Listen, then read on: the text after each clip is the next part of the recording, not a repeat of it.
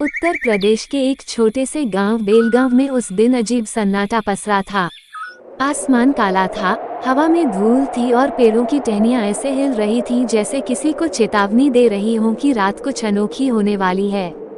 गांव के बुजुर्ग लोग कह रहे थे, आज अमावस है और इस अमावस पर पुराने कुएं के पास मत जाना, वहाँ कुछ अशुभ है। लोगों का मानना था कि उस पुराने कुएं में एक चुड़ैल रहती है। बरसों पहले उसी कुएं में एक औरत की रहस्यमय मौत हुई थी। तब से हर अमावस को उस कुएं से किसी के रोने, हंसने और चीखने की आवाजें आती थीं। गांव के लड़के अक्सर इस कहानी को सुनकर हंसते थे। उनमें से एक था रघु, 22 साल का निडर लड़का। उसे भूत प्रेत की बातें मजाक लगती थीं।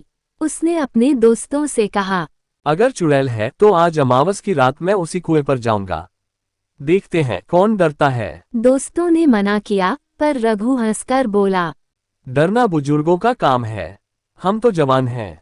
सूरज डूब चुका था। गांव में हर घर में दिए जल चुके थे। आसमान काला था, इतना काला कि चांद का नामो निशान नहीं। कुत्ते लगातार भौंक रहे थे और गांव की औरतें जल्दी जल्दी दरवाजे बंद कर रही थीं। रघु ने लालटेन उठाई और अपनी जेब में बीड़ी रखकर चल पड़ा। रास्ते में उसके साथ उसका बचपन का दोस्त गुड्डू था। गुड्डू बोला, रघु, पागल हो गया है क्या? सब मना कर रहे हैं। रघु ने मुस्कुरा कर कहा, देख, अगर आज डर गया तो जिंदगी भर भूत से डरता रहूंगा। दोनों ने खेत पार किए। हवा तेज हो गई थी, पेड़ों की शाखें टकरा रही थीं और झींगुरों की आवाजें और डरावनी लगने लगीं। पुराने कुएं तक पहुंचते ही रघु ने लालटेन जमीन पर रखी। कुएं के चारों ओर पुरानी झाड़ियां उगी थीं और दीवारों पर काई जम चुकी थी। रघु ने कहा और कुछ नहीं है यहाँ। कुएं के अंदर झांकने लगा। कुएं से ठंडी हवा का झोंका आया, जैसे किसी ने अंदर से सांस छोड़ी हो। गुड्डू कांप उठा। चल रघु, वापस चलते हैं, कुछ अजीब लग रहा है, उसने कहा। लेकिन तभी रघु को कुछ सुनाई दिया, एक धीमी हंसी। और फिर रघु को लगा कोई उसे उसके नाम से बुला रहा है। रघु चौंककर बोला, कौन है वहाँ? आवाज फिर आई, नीचे आओ रघु। रघु ने लालटेन उठाए और कुएं के अंदर झांका। नीचे कुछ नहीं दिखा, बस काली गहराई। लेकिन आवाज अब और पास लग रही थी। तू आया, देर कर दी तूने। गुड्डू डर के मारे पीछे हट गया। रघु, चल भाग यहाँ से। पर रघु उस आवाज से जैसे सम्मोहित हो गया था। वो कुएं के किनारे झुक गया। अचानक लालटेन बुझ गई। चारों तरफ अंधेरा छा गया।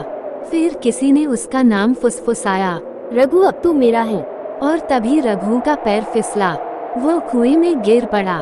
गुड्डू चिल्लाया, रघु कहाँ चले गया तू?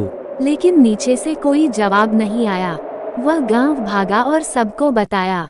गांव वाले डरे हुए थे, कोई भी रात में वहां जाने को तैयार नहीं हुआ। सुबह जब सूरज निकला तो गांव के कुछ लोग, जिनमें गुड्डू भी था, कुएं पर पहुंचे। उन्होंने रस्सी डालकर रघु को ढूंढने की कोशिश की, पर नीचे कुछ नहीं था, न रघु, न उसका शरीर, न उसकी लालटेन। बस कुएं के पीछे हवेली की दीवार पर खून के निशान थे और कुआं के बगल में एक चूड़ी पड़ी थी। गुड्डू ने उस चूड़ी को उठाया तो किसी ने कहा, वो चूड़ी वही औरत पहनती थी जो इस कुएं में मरी थी। सब डर गए। गांव के पुजारी ने कहा, उसकी आत्मा अब जाग चुकी है, जब तक पूजा नहीं होगी शांति नहीं मिलेगी। रात होते ही अजीब चीजें होने लगीं। लोगों के घरों के बाहर खून के निशान मिलते। गायें और बकरियां अचानक मरने लगीं और कई लोगों ने बताया कि उन्होंने रघु को गांव के बाहर चलते देखा, लेकिन वो किसी के वश में चल रहा था। गुड्डू ने एक रात खिड़की से बाहर झांका और देखा कोई उसका नाम पुकार रहा था। वो रघु ही था। गुड्डू, नीचे आ।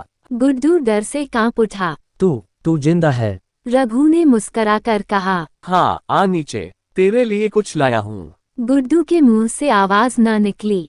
उसने दरवाजा बंद किया और भागकर माँ के पास चला गया। माँ बोली, बेटा, ये रघु नहीं, उसकी देह में चुड़ैल है। गांव के पंडित त्रिलोकीनाथ जी को बुलाया गया।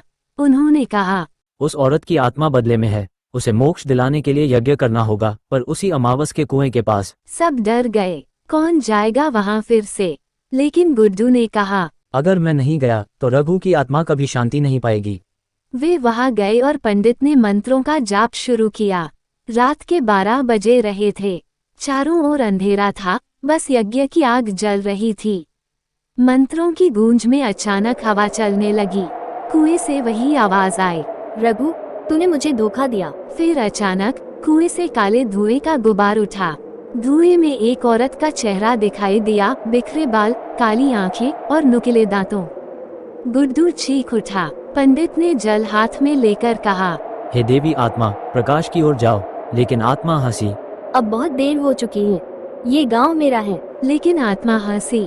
हवा और तेज हो गई। आग बुझने लगी। कुएं से रघु का शरीर बाहर निकला, पर अब वो इंसान नहीं था। उसकी आंखें पूरी लाल थीं और शरीर पर खून के निशान थे। उसका शरीर हरे रंग का हो गया था, वो ज़ोंबी के जैसा बन गया था। वो आगे बढ़ा और बोला, गुड्डू, तूने मुझे अकेला छोड़ दिया। गुड्डू ने कांपते हुए कहा, रघु, मैं तेरा दोस्त हूँ, मैं तुझे बचाने आया हूँ।